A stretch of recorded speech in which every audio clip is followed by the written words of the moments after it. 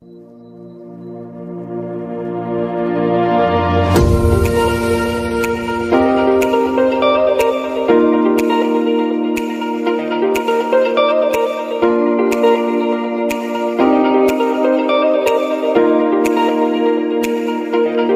हाय दोस्तों, नमस्कार, सत श्री अकाल, आदाब। मैं डॉक्टर मनदीप।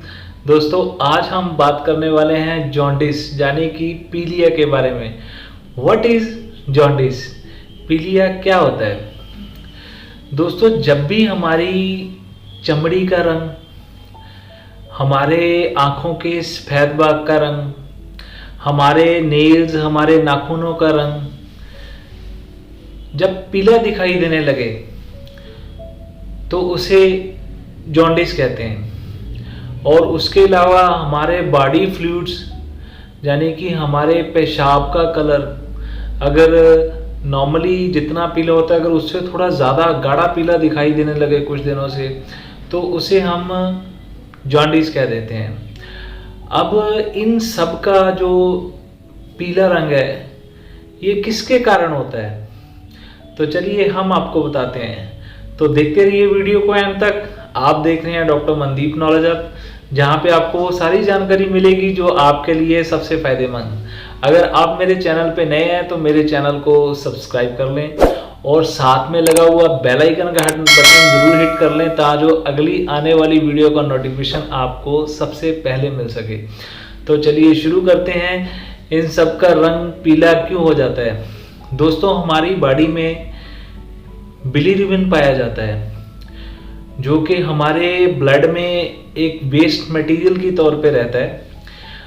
अगर किसी कारण ड्यू टू एनी रीज़न अगर ये ब्लड में काफ़ी ज़्यादा मात्रा में इकट्ठा होना शुरू हो जाए तो हमारी चमड़ी का रंग, हमारे आँखों के सफ़ेद भाग का रंग, हमारे नेल्स का रंग और उसके अलावा हमारे बॉडी फ्लूइड्स, यूरिन का रंग हमें पीला दिखाई देना शुरू हो जाता है, गाढ़ा पीला दिखाई देने लग जाता है। अगर बहुत ज़्यादा मात्रा में है तो बहुत ज़्यादा पीला दिखाई देने लग जाता है, अगर थोड़ा कम मात्रा में है तो थोड़ा कम दिखाई देता है।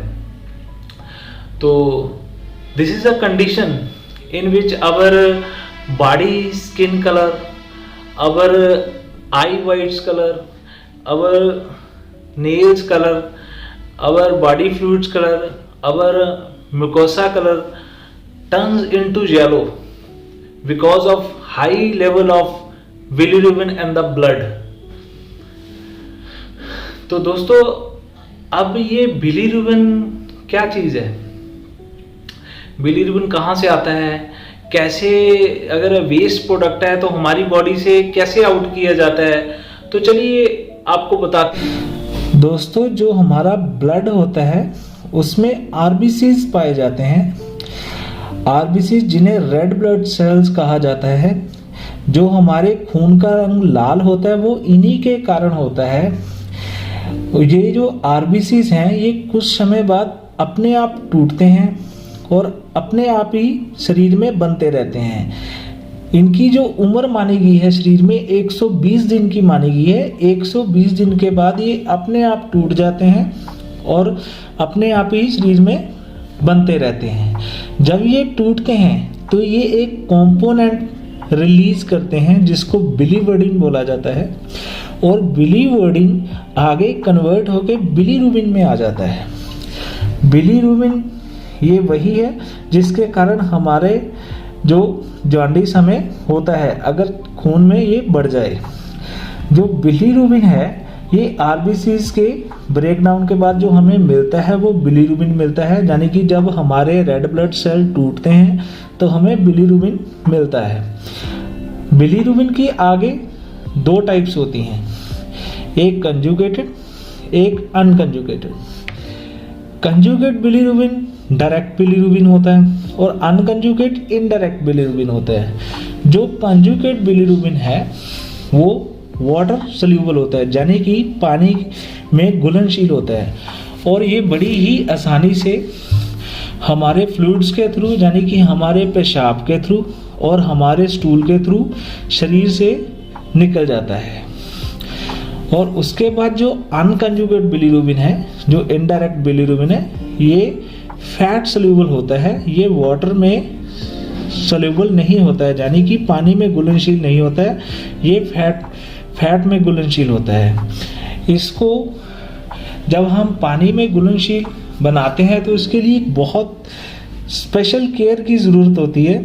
और ये कैसे होता है ये प्रोसेस, जब ये अनकंजुगेट बिलीरुबिन पड़ा होता है तो उसके साथ हमारे ब्लड का प्रोटीन एल्ब्यूमिन आकर के मिल जाता है, और ये एल्ब्यूमिन अनकंजुगेट बिलीरुबिन को खींच के लीवर के पास ले आता है। अब शुरू होता है लीवर का मेन रोल। लीवर इसे क्या करता है कि जो ये अनकंजुगेट बिलीरुबिन है, कंजुगेट बिलीरुबिन में इसको बदल देता है ताकि शरीर से इसको आसानी से बाहर निकाला जा सके। अगर यहाँ पे लीवर में कोई फॉल्ट होता है, लीवर में फॉल्ट जैसे फैटी लीवर है, जहाँ कोई लीवर को और प्रॉब्लम है, तो क्या होता है कि अनकंजुगेट बिलीरुबिन कंजुगेट में ज़्यादा कन्वर्ट नहीं हो पाएगा और बहुत ज़्यादा अनकंजुगेट बिलीरुबिन ब्लड में इकट्ठा होना शुरू हो जाएगा। तो ये क्या करता है, अगर बहुत ज़्यादा अनकंजुगेट बिलीरुबिन ब्लड में इकट्ठा होना शुरू हो जाए तो जो ये आरबीसीज होते हैं, हमारे रेड ब्लड सेल होते हैं, बड़ी ही तेज़ी से टूटना शुरू हो जाते हैं। यानी कि जो इनका उम्र 120 दिन बताया गया उससे पहले ही टूटना शुरू हो जाते हैं। अगर आरबीसीज टूटेंगे तो बिलीरुबिन बहुत ज़्यादा ब्लड में बढ़ना शुरू हो जाएगा। तो ये एक बहुत ही खतरनाक क्रिया होती है शरीर में, जिसको हेमोलाइसिस बोला जाता है इस कंडीशन को, जिसमें आरबीसीज बहुत जल्दी टूटना शुरू हो जाते हैं, अपने समय से पहले ही टूटना शुरू हो जाते हैं। तो अगर यहीं देखा जाए तो अगर जब बच्चा छोटा होता है, जब बच्चा जन्म लेता है तो उसके बाद उसको कई बार हम देखते हैं कि उसको पीलिया हो जाता है, जिसको नेओनाटल जॉन्डिस बोला जाता है। और तब भी उसके जो बच्चे में जो आरबीसी होते हैं बहुत ज़्यादा ब्रेकडाउन होते हैं, क्योंकि मदर के भी कुछ आरबीसीज आते हैं और बच्चे के भी आरबीसीज होते हैं, तो बहुत ज़्यादा ब्रेकडाउन होते हैं। और जो लीवर में एक एंजाइम पाया जाता है जिसको यूडीपी ग्लूकोयूरोनिल ट्रांसफेरेज एंजाइम होता है, वो अपना अच्छी तरह से काम नहीं करता होता। जब वो प्रेजेंट नहीं होता है उस टाइम, तो उसमें क्या होता है कि ज़्यादा अनकंजुगेट बिलीरुबिन इकट्ठा होना शुरू हो जाता है, जिससे पीलिया बहुत ज़्यादा बढ़ जाता है। तो तभी बच्चे को फोटोथेरेपी दी जाती है, लाइट फोटोथेरेपी, ताकि जो अनकंजुगेट बिलीरुबिन है उसका थोड़ा सा शेप चेंज करके उसको शरीर से बाहर निकाला जाए, उसको सोल्यूबल बना के, वाटर सोल्यूबल बना के शरीर से बाहर किया जाए। तो इसलिए बच्चे को उस टाइम फोटोथेरेपी देते हैं।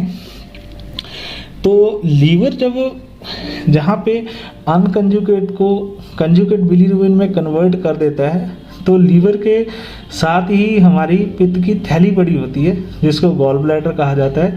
वहाँ पे जितनी भी लीवर की सेक्रीशन है गॉल ब्लैडर में रुकती हैं, और उसके साथ ही गॉल ब्लैडर में बाइल पड़ा होता है। तो ये जो कंजुगेट बिलीरुबिन है आगे यूरोबिलिनोजिन में कन्वर्ट हो जाता है, और ये यूरोबिलिनोजिन स्टर्को यूरोबिलिन में कन्वर्ट हो जाता है, और यहीं पे फिर इंटेस्टाइन से होकर ये फीसेस के थ्रू बाहर निकल जाता है, यानी कि स्टूल के थ्रू बाहर निकल जाता है। और ये जो बाइल और कंजुगेटेड बिलीरुबिन जो पड़ा होता है, इसका जो मेन काम क्या होता है कि जो हम फैट लेते हैं खाने में, ये इंटेस्टाइन में ड्यूडेनम में ये फैट का अब्सॉर्प्शन करते हैं, तो इसलिए बाइल के साथ ये मिला होता है। तो जब ये इस तरह ये यूरोबिलिन स्टर्कोबिलिन में कन्वर्ट होके फीसेस के थ्रू बाहर निकल जाता है, और कुछ पार्ट इसका एंटेरोहेपेटिक सर्कुलेशन के थ्रू, गुर्दों के थ्रू, यूरिन के थ्रू भी बाहर निकल जाता है। इसलिए यूरिन का जो कलर है येलो जो पाया जाता है वो बिलीरुबिन के कारण ही होता है, और जो हमारे स्टूल का कलर है जो ब्राउनिश या येलोइश होता है वो भी ये बिलीरुबिन के कारण ही होता है। तो कुछ इस तरीके से बिलीरुबिन हमारे शरीर से बाहर निकलता है। तो दोस्तों मेन रोल लीवर का ही आता है, जिसमें अनकंजुगेट को कंजुगेट में कन्वर्ट किया जाता है और इसको बाहर निकाला जाता है। अगर लीवर में कोई प्रॉब्लम होती है तो हमें जॉन्डिस बन जाता है। जॉन्डिस यही जॉन्डिस की प्रोसेस है। इसी तरह जॉन्डिस हमें मिलता है बॉडी में। तो अब बात करते हैं इसके कारणों के बारे में। इसके क्या कारण हो सकते हैं? जिन लोगों को हेपेटाइटिस है, hepatitis A, hepatitis B, hepatitis C, उनमें भी जॉन्डिस पाया जाता है। और जिन लोगों को गॉल ब्लैडर स्टोन है, पित्ते की पथरी है, उनको भी जॉन्डिस हो सकता है। और जिनके पेट में पानी भरता है, पेट की लेयर्स में पानी भरता है, जिसको असाइटिस कह देते हैं, उसमें भी जॉन्डिस पाया जाता है। और उसके अलावा अगर लीवर फैटी है तो उन लोगों को भी जॉन्डिस हो सकता है। और जो लोग अल्कोहल बहुत ज़्यादा लेते हैं, ड्रिंक बहुत ज़्यादा करते हैं, उनको भी जॉन्डिस हो सकता है। और जिन लोगों को टाइफाई है, जब बहुत टाइम से बुखार कोई चल रहा है, तो बुखार ट्रीट नहीं हुआ तो अंदर के ऑर्गन स्वेल हो जाते हैं, लीवर में भी प्रॉब्लम आ जाती है, तो उसमें भी जॉन्डिस हो जाता है। और उसके अलावा एप्स्टीन बार वायरस में भी हो जाता है। और ऑटो इम्यून डिसऑर्डर्स हैं, जैसे हमारा ये रूमेटॉइड आर्थराइटिस हो गया, लुपस हो गया, इनमें भी कई बार देखने को मिलता है जॉन्डिस। तो उसके अलावा हेपेटिक कार्सिनोमा हो गया, हेपेटिक ट्यूमर है, तो उसमें भी जॉन्डिस हो जाता है। अगर बाइल डक्ट ऑब्स्ट्रक्शन है, बाइल जहाँ से हमारा लीवर का और गॉल ब्लैडर से हमारा बाइल सेक्रीट होता है, उसके साथ ही हमारा बिलीरुबिन मिला होता है, जहाँ वो अगर उसमें कहीं भी ऑब्स्ट्रक्शन आ जाए, जहाँ क्लॉग हो जाए, जहाँ बंद हो जाए, डक्ट बंद हो जाए, तो भी हमारी सिक्रीशंस बहुत ज़्यादा इकट्ठी होनी शुरू हो जाती है वहाँ पे, तो भी पीलिया हो सकता है। तो कुछ इस तरह के कारण है। और उसके अलावा एक कारण और है, जो लोग बहुत ज़्यादा समय से दवाइयों का ले रहे हैं, जैसे कुछ लोग एसिटामिनोफेन ले रहे होते हैं, बहुत टाइम से ले रहे होते हैं, लंबे समय से चल रही होती है, तो एसिटामिनोफेन की टॉक्सिसिटी से भी हो जाता है जॉन्डिस। और उसके अलावा जो कोई लेडीज़ होती हैं जो कॉन्ट्रासेप्टिव पिल्स बहुत लंबे समय से खा रही होती हैं, गर्भ निरोधक गोलियाँ, तो उनको भी जॉन्डिस हो जाता है। तो कुछ ये सारे कारण मिलके जॉन्डिस बना सकते हैं। किसी को भी कोई कारण हो सकता है जॉन्डिस का, पीलिया का, तो ये सारे कारण हैं। अब बात करते हैं इसके सिम्टम्स के बारे में। सिम्टम्स में जैसे भूख बिल्कुल ना लगना, जहाँ भूख बहुत कम हो जाना, उसके अलावा हल्का फीवर रहना, कमज़ोरी रहना, आंखें बहुत ज़्यादा पीला दिखाई देने लग जाना, जब आपको लोग कहना शुरू कर देते हैं कि हाँ जी आपकी आंखें पीली हो गई हैं, कहीं पीलिया तो नहीं हो गया है। और उसके अलावा पेट में दर्द होते रहना, जहाँ लीवर वाली साइड है वहाँ पे पेन होते रहना, कई बार पेट का भारीपन रहना, उल्टी आना, कभी भी जब खाना खाते हैं कई बार उल्टी आ जाती है तुरंत। और उसके अलावा चक्कर आते हैं, और हर वक्त कमज़ोरी लगते रहना, हर वक्त कमज़ोरी लगते रहना। तो कुछ इस तरह से लक्षण इसके आते हैं। अब जॉन्डिस के लिए हम कौन सा लैब इन्वेस्टिगेशन हम करवाते हैं जिसमें हमें पता चलता है कि हाँ जी जॉन्डिस हो गया? तो जॉन्डिस के लिए हम सिंपल LFTs करवाते हैं, लीवर फंक्शन टेस्ट। तो उसमें पता चल जाता है कि बिलीरुबिन लेवल टोटल आपका कितना है, और उसके बाद डायरेक्ट इनडायरेक्ट सभी लेवल्स आपके चेक किए जाते हैं, तो उसमें आपका जॉन्डिस का पता चल जाता है। अब बात करते हैं इसके उपचार के बारे में। अब सबसे पहले हम बात करेंगे घरेलू उपचार। घरेलू उपचार बहुत ही सिंपल है। आप सभी के घर में ये बड़ी छोटी छोटी चीज़ें जो अवेलेबल होती हैं, तो आप इनसे इसका ट्रीटमेंट कर सकते हैं। तो इसमें सबसे पहले लेना है आंवला सबरस 2 चम्मच, अदरक सबरस 2 चम्मच, शहद 2 चम्मच, काली मिर्च 1 चुटकी। इन सभी को मिलाकर के आपने सुबह शाम लेना है खाली पेट। तो कुछ दिन आप इसको यूज़ कीजिए, 7 दिन तो कम से कम कीजिए। और उसके बाद अपने LFT से एक बार रिपीट जरूर कराएं, उसमें आपका लेवल अपना ज़रूर देखें जो आपका बिलीरुबिन टोटल लेवल है। तो अब बात करते हैं आयुर्वेदिक उपचार। आयुर्वेदिक उपचार में आपने लेना है कुटकी 50 ग्राम, कालमेघ 50 ग्राम, पुनर्नवा 50 ग्राम, गिलोय 50 ग्राम, भूमि आंवला 50 ग्राम। इन सभी को आपने ले लेना है। ये आपको कहाँ से मिलेंगी? ये आपको नज़दीकी आपका जो भी पंसारी बाज़ार है, जहाँ से आपको ये आयुर्वेदिक दवाइयाँ मिलती हैं, और बढ़िया शॉप पे जाना जहाँ पे आपको अच्छी दवाइयाँ, आपको पता हो, आपको विश्वास हो कि आपको वहाँ से अच्छी दवाइयाँ, अच्छी जड़ी बूटियाँ मिल सकती हैं, तो वहाँ पे जाके आप इन्हीं नामों से अगर उनको बताएंगे तो आपको मिल जाएंगी। बाकी आप जितनी बताना चाहे आप उसके हिसाब से अपने ग्राम सेलेक्ट कर लेना, और ये सेम मात्रा में ही लेनी है। तो जब वहाँ से आप ले लें तो इसको थोड़ा धूप लगवा लें, इन सारी औषधियों को आप धूप में थोड़ा सुखा लें। जब अच्छी तरह से सूख जाएं तो इनको आपने खरल में लेके अच्छी तरह से पीस लेना है, कूट पीस लें। और जब इनका चूर्ण बन जाए तो आपने सुबह शाम खाना खाने के बाद 1 चम्मच या 2 चम्मच आपने गुनगुने पानी से लेने हैं, कम से कम 7 दिन तक। और उसके बाद आप LFTs अपने रिपीट करें, और साथ ही साथ आपने लेना है कुमारी सबरस 2-2 चम्मच सुबह शाम, थोड़ा पानी में डाल के ले सकते हैं। और इसके साथ आपने लेना है लो आसव 2-2 चम्मच सुबह शाम, यानी कि कुमारी आसव लो आसव को अगर इकट्ठा करते हैं तो 4 चम्मच बन जाएंगे। सुबह शाम आपने 4-4 चम्मच थोड़े से पानी में डाल के आपने इकट्ठे करके लेने हैं। और साथ ही आपने जो आपको आयुर्वेदिक उपचार में जो मैंने मेडिसिन्स बताई हैं, सारी औषधियाँ बताई हैं, उनका आपने चूर्ण लेके उनको पीस करके वैसे ही लेना है जैसे आपको 1 से 2 चम्मच आपको बताए गए हैं। अगर बच्चे हैं तो थोड़ा कम यूज़ कर सकते हैं, आधा चम्मच या 1 चम्मच तक आप यूज़ कर सकते हैं बच्चों को भी। तो कुछ इस तरह से आयुर्वेदिक उपचार हैं। अब बात करते हैं इसके परहेज़ के बारे में। दोस्तों, परहेज़ रखना बहुत ही ज़रूरी है। अगर आपका परहेज़ है तो आपकी बीमारी बड़ी ही जल्दी ठीक हो जाती है। चाहे आप कोई भी पैथी यूज़ कर रहे हैं, चाहे वो आप एलोपैथी ले रहे हैं, चाहे वो आप आयुर्वेदा यूज़ कर रहे हैं, चाहे आप यूनानी कर रहे हैं, चाहे आप होम्योपैथी यूज़ कर रहे हैं, सभी में परहेज़ का होना बहुत ज़रूरी है। और अब परहेज़ में हमने क्या करना है? सबसे पहले तो आपने तली हुई चीज़ें, हल्दी वाली चीज़ें, मिर्च मसालेदार चीज़ें, ये आपने बंद कर देनी है। और उसके अलावा chow mein, pizza, burger, French fries, ये आपने ऐसी बाहर की चीज़ें बिल्कुल भी नहीं लेनी है।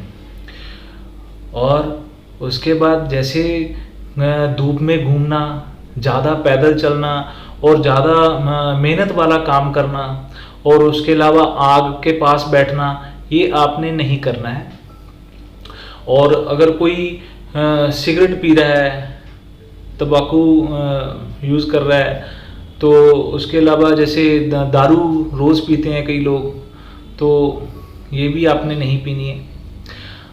अब क्या खाना है, क्या लेना है इसमें आप फल खा सकते हैं, सिर्फ आपने केला नहीं खाना है। उसके अलावा जो भी आपको मौसमी फल मिले आप उसको लेकर के यूज़ कर सकते हैं इसमें। और जैसे संतरा हो गया, सेब हो गया, ये सब आप फल खा सकते हैं, जूस पी सकते हैं इनका।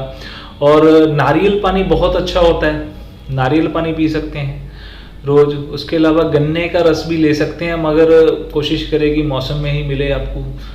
तो हर मौसम में गन्ने का रस पीना सही भी नहीं है। और कुछ इस तरह से आप ठीक कर सकते हैं। और इसके अलावा आप पानी बहुत ज़्यादा पिएं। और उसके अलावा आप खिचड़ी खा सकते हैं, दलिया खा सकते हैं, मूंग की दाल का पानी पी सकते हैं। मूंग की दाल आपने बिल्कुल सिंपल बनानी है, कोई भी आपने हल्दी, ज़्यादा मिर्च मसाले बिल्कुल भी नहीं डालने हैं, बिल्कुल सिंपल बनाइए। मूंग की दाल को लीजिए, खाइए उसको। तो कुछ ये चीज़ें आप खा सकते हैं। तो दोस्तों, ये थी आज की हमारी वीडियो। अगर वीडियो अच्छी लगी है तो वीडियो को लाइक करें और हमें कमेंट करके ज़रूर बताएं। और हमारे चैनल को सब्सक्राइब करना बिल्कुल ना भूलिएगा। और ये वीडियो उन लोगों तक शेयर करें जिनको इसकी ज़रूरत है। तो आज के लिए बस इतना ही। तो खुश रहिए, खुशियाँ बांटते रहिए, और डॉक्टर मनदीप नॉलेज हब देखते रहिए। Thank you so much.